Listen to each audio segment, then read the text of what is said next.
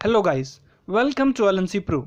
In this video we will see three things: nature of surety's liability, continuing guarantee, and joint debtors and suretyship.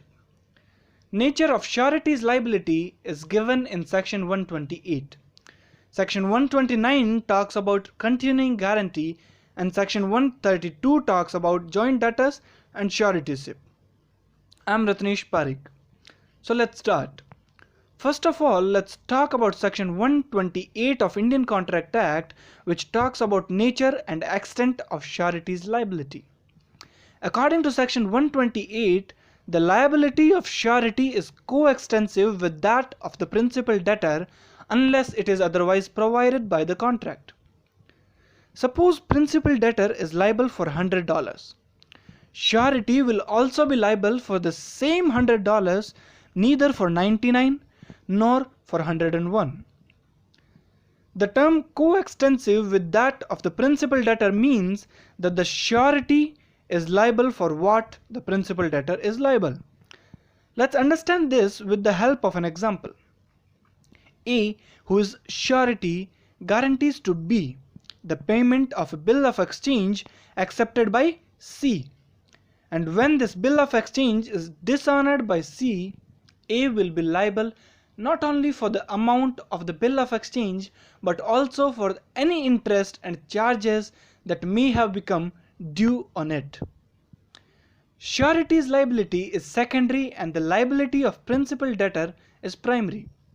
Surety's liability arises only on the default by the principal debtor, and once it arises, it runs coextensive with the liability of the principal debtor. The surety will be liable for all those sums for which the principal debtor is liable.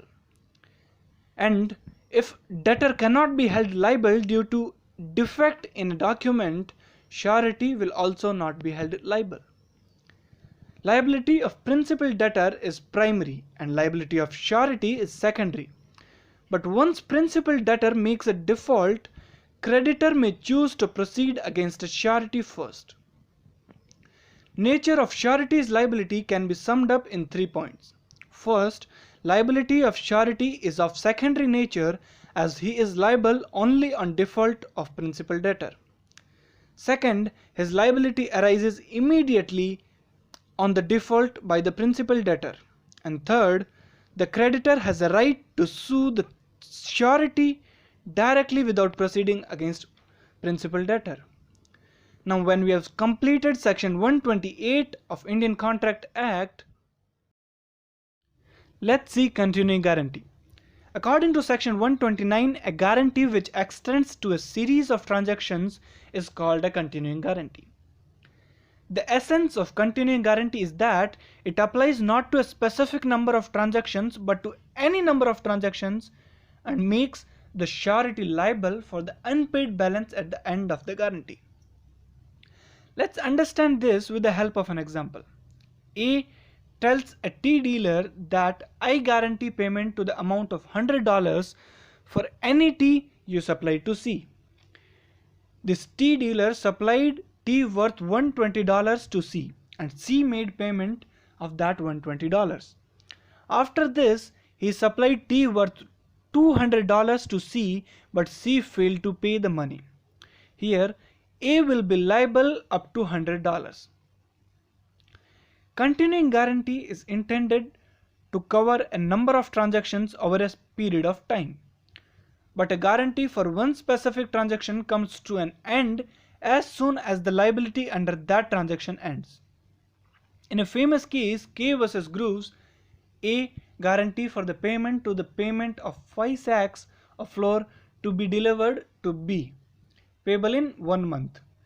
C delivers 5 sacks to B and B pays for the delivery.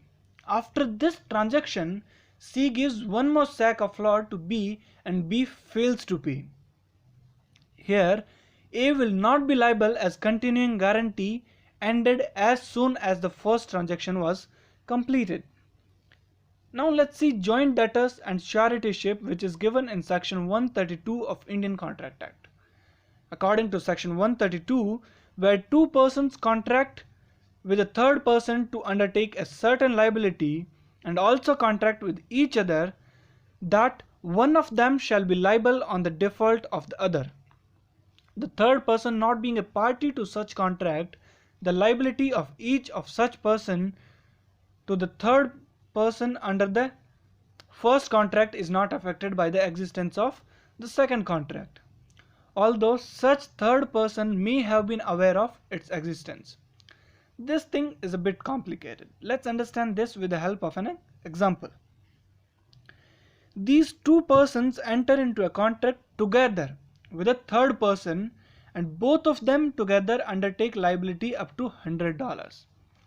After that, they enter into a contract with each other, and both of them say to each other that if you don't pay these $100, I'll pay him.